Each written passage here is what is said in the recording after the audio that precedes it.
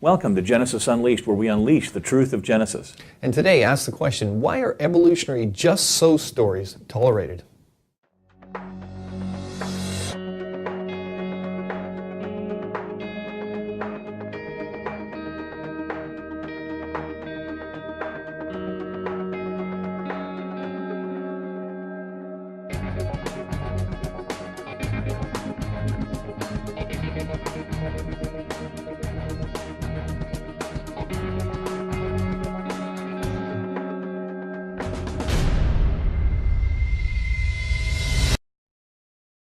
Welcome to Genesis Unleashed. We are on question 12 in the Question Evolution Flyer. Question 12, let's see here. Why is evolutionary just-so storytelling tolerated? Evolutionists often use flexible storytelling to explain observations contrary to evolutionary theory. The NAS and the USA member Dr. Philip Skell wrote, Darwinian explanations for such things are often too supple. Natural selection makes humans self-centered and aggressive, except when it makes them altruistic and peaceable. Or, natural selection produces virile men who eagerly spread their seed, except when it prefers men who are faithful protectors and providers. When an explanation is so supple that it can explain any behavior, it is difficult to test it experimentally, much less use it as a catalyst for scientific discovery. Right. And for details on that, you can go to creation.com/sexstories for more details on this particular question in the 15 questions flyer. I mean, you can see ideas like this in a lot of evolutionary literature, and of course, our Creation magazine, we try to highlight these things Right. just to get people to understand. You know, we're talking about something that supposedly happened in the past. You come up with these stories, but do they really make sense? For example, one of my favorites was in Creation magazine was Kamikaze Ichthyosaur. Oh yes, that was the title of the article. It was pretty good, and of course, what the scientist was observing was the fact that there was an ichthyosaur skull, and it was buried inverted, right? It was standing on the tip of its nose. An ichthyosaur is something like a dolphin. Just imagine a dolphin. We think they're extinct now, the ichthyosaurs, but just imagine a dolphin. It's pretty close. So it's standing on its snout, and the problem for the evolutionists is the sediments that it was buried in. They had determined that it took about 1 million years to lay down that sediment. Okay. Which of course is a big problem, because that means the tip of its snout got buried 1 million years before the top part of it. So is the creature going to stand on its nose for 1 million years as the sediment comes up? No, obviously not, no. So of course, there was a way to explain that. So what was the evolutionary explanation? Well, they said that the creature must have been swimming along and must have died. It must have been very high up, and then its lungs started filling with water, and then it became heavy, tipped up like this, became heavier and heavier, and went, and it's hard not to laugh while you explain this. Well, it shoved its face through, I don't know, 1 meter of sediment or whatever like that, 1 million years representing of sediment. 1 million years, yeah. Right? Yeah. And which was soft, and then suddenly it went hard very, very quickly before the thing could rot, and voila. You have a fossil. You have your explanation for this dead thing that's buried like that. Now, the creationist is going to sit there and go, well, wait a sec. That thing must have been buried rapidly. It was probably buried catastrophically. Of course, we believe in the flood. Yes. That would be our explanation. You've got a perfect explanation for explaining that, but for the evolutionist, it is a just-so story. Right. It just happened. This is the way it happened. Well, and the thing is, nobody can disprove their explanation, right? I didn't see the ichthyosaur get buried. Yeah. Nobody saw it. But I mean, I think we can ask some good questions. I mean, out of all the snorkeling that's ever been done, and people going like this, whoa, what was that? Look how small ichthyosaurs. Yeah, have you ever seen any kind of creature, just plummet in? It's really, to be honest, to me, it's ridiculous. Even fish would be dangerous. You get a good-sized fish. Yeah, but anyway, it's a just-so story, and it's in the literature. Right? And there's others that we can point to. For example, in 2005, and since that time, actually going back to the 90s, there have been blood vessels and blood cells found in dinosaur bones, Tyrannosaurus rex bones, and some other dinosaurs as well. Yep.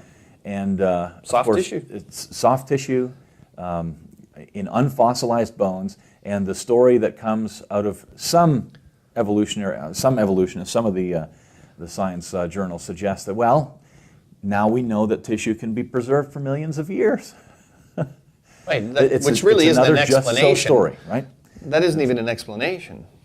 It's a dodge. All of these just so stories that's ultimately what they are. That's right. I mean, according to Richard Dawkins' selfish gene theory, which he puts out in some of his books, right. Our genes drive our behavior to maximize our survival. So human males, for example, we're supposed to be more, promiscuous, via either rape or just plain old promiscuity, right? We're out there, we want to spread our genes, and that's going to, whereas females, they're supposed to be less promiscuous, right? Because they want to, more like a long-term protector, and they want to, because of the cost, of course, of bearing children, et cetera, right? Okay, so none of this has anything to do with sin or holiness. It's just, it's your genes that allow you to do these That's things. what they're saying. But the problem is, not all species are like that. For example, the Zeus bug. You can see a picture of the Zeus bug there. It's like a water skater on the east coast of Australia. It's got a special depression on her back that the male actually sits into when they're mating, and she carries him around, and she actually feeds him. She's got the special wax-secreting gland on the back of her neck. She feeds him, and the male, he's half the size. He rides around, and they mate for up to a week while he's being fed and carried on her back, and so. Why this generosity to the male and this reversal of roles? Why is he just hanging out with her for a week? Why isn't he out there doing, just meeting with a bunch of females? Why is this special situation here? As a matter of fact, Mark Elgar, he's at the University of Melbourne, explains, a constant stream of suitors wanting to participate in a polygamous free-for-all could possibly lead to greater harassment, leading to the female expending more energy and placing herself at a greater risk of harm than if she doted on just one male. While it seems he may be putting his eggs in one basket by remaining faithful, by doing so he is ensuring that his sperm, rather than his rival sperm, is being used. Wow. So on one hand, evolution explains or is a justification for, is the reason behind going and spreading as much seed as possible. Male for the infidelity. Males. Oh yeah, infidelity. But on the other hand, it's also the explanation for being a protector and staying with one female and so on. Interesting. It's so supple. It can be bent to just about anything, can't it? That's right. Yeah. Which really ends up with not an explanation. Right. So we had some attempted answers to this question, these evolutionary just so stories. Mm-hmm. And here's answer number one. Because evolution's just so stories are based on facts. So why are they tolerated? Because they're based on facts. Well, that's the whole point. If they were based on facts, then they wouldn't be just so stories. If you could just see, well, the facts I mean, Richard Lewontin, an atheist and an evolutionist, he had an interesting thing to say concerning this. He said, we take the side of science in spite of the patent absurdity of some of its constructs, in spite of its failure to fulfill many of its extravagant promises of health and life, in spite of the tolerance of the scientific community for unsubstantiated just so stories. Because we have a prior commitment, a commitment to materialism. It's not that the methods and institutions of science somehow compel us to accept a material explanation of the phenomenal world, but on the contrary, we are forced by an a priori adherence to material causes to create an apparatus of investigation and a set of concepts that produce material explanations, no matter how counterintuitive, no matter how mystifying to the uninitiated. Moreover, that materialism is an absolute, for we cannot allow a divine foot in the door. There's a lot of things we can say about that quote, but... Of course, but he's admitting that science is all... Well, science, he's calling science evolution here, right? That's what he's calling it, that's right? So he's saying evolution, we put up with these just so stories because we don't want a divine foot in the door. That's basically what he came down so we saying. keep out all conclusions that end up pointing toward or heading in the direction of intelligent designer was there in the beginning. Right, but, so if you were on the schoolyard as a kid and the kid said, it's my bat and it's my ball, and if you don't want to play my way, you go home, that's basically what he just said to the scientific community. This is our paradigm, and we're playing by these rules, and if you don't like it, we just don't. That's the end, yeah. The problem is when evolutionary scenarios are full of what if and suppose this and so on, which don't work when a little thought is applied.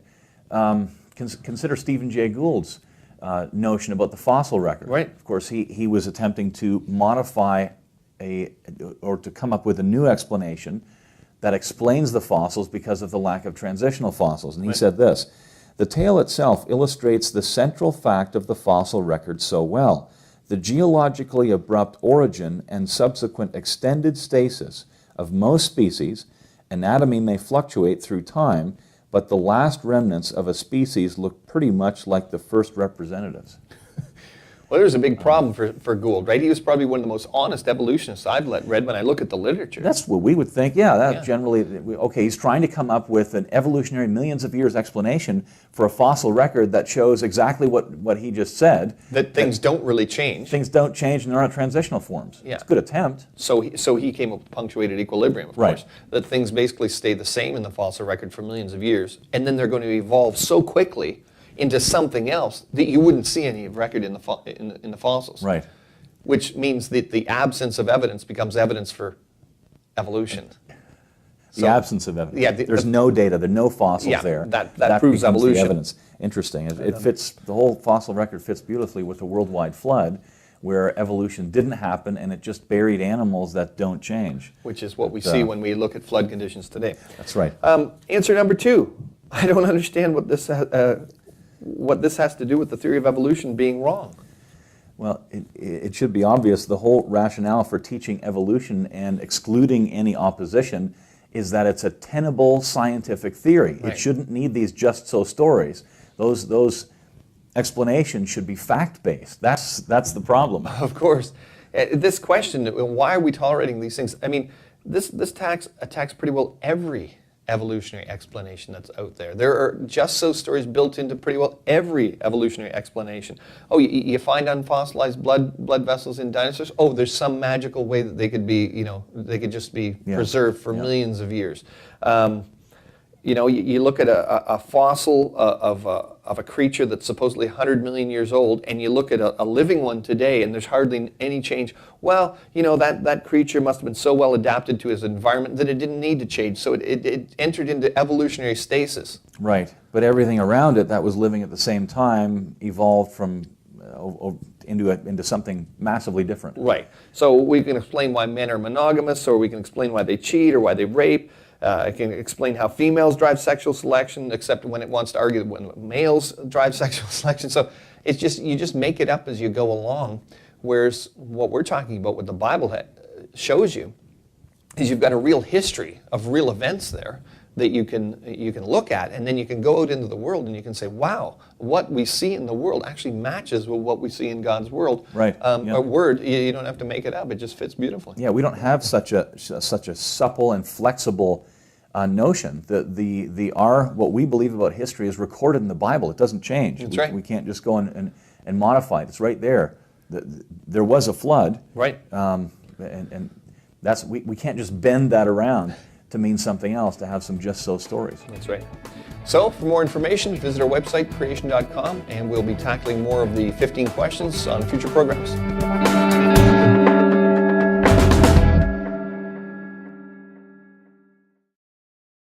Or, natural selection produces virile men who eagerly spread their seed, except when it prefers men who are faithful protectors and providers. When an explanation is so supple that it can explain any behavior, it is difficult to test it experimentally, much less use it as a catalyst for scientific discovery.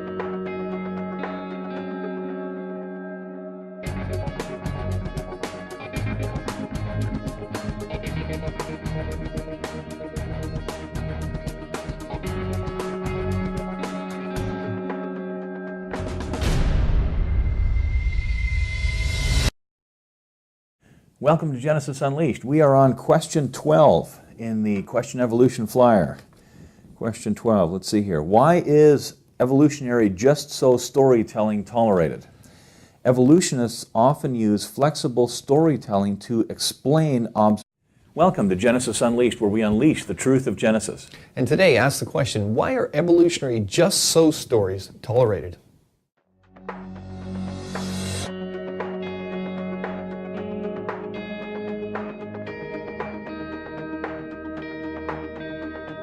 Observations contrary to evolutionary theory.